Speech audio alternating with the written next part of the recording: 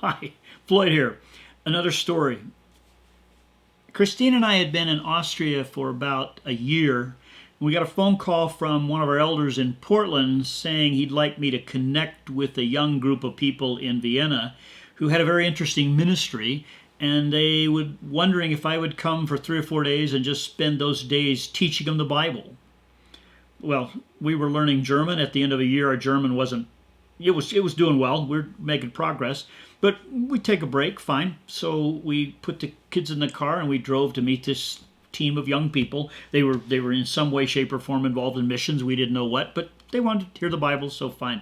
We get there and we discover they're all under 25, maybe even younger. Many of them were just 19 and 20, and they were actually smuggling Bibles into Eastern Europe.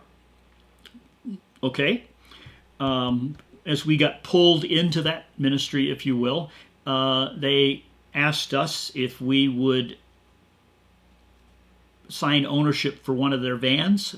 We didn't have to pay anything, just we owned it so that they could then say they borrowed it to go on vacations. Okay, we did that.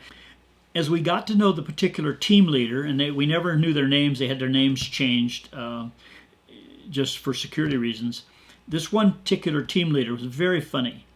And most people think about, quote, spying as you have to stay in secret, but he kind of had a different take on it. He organized this whole system, and they had a barn that they turned inside into an auto shop that was just incredible. And they could strip a van down to the point where there was nothing but the outward hull, and then they could build false shelves in and secret locations. And when they got done, it looked like a normal van. By the time it was all over, it looked like a brand new, just a normal van. And they could stick 1,000 Bibles in that van in different places. And nobody ever weighed him crossing borders back then, and so it was not a problem.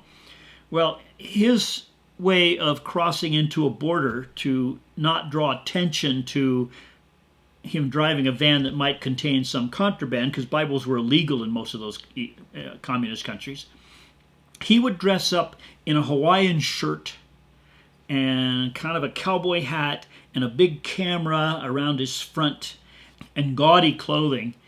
As he drives up to the first border crossing, he has a cassette tape. I know that goes a long way back. And he plugs his cassette tape in, and it's the music to Bolero. Now, if you've never heard Bolero, okay, you've missed something. It's a classical piece. And it can be very boring, but it crescendos as it climbs. As he's driving toward the border, he's playing this music, Bolero. And I'm not gonna sing it for you, okay? But it goes like this: boom, boom, boom, boom, boom, boom, boom, boom, boom, boom, boom, boom, boom, boom, boom, boom, boom, boom, boom, and it just keeps climbing. As he gets closer to the gate, he's all worked up. And he's thinking, I am with these Bibles in the van, and I'm doing it for the Lord and for those believers in those countries. I am charging down the gates of hell. Okay.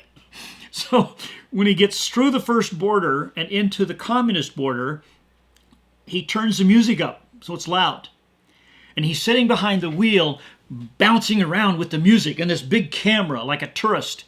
And the border guard comes out and says something to him. He can't hear. And after about the third time, the border guard starts yelling at him. He knows he's yelling. He just doesn't know what he's doing. And he turns and he goes, I can't hear today. And there's this yelling and screaming. And he turns the music down just a little while he's still beating. And the border guard's so upset, he just waves him through.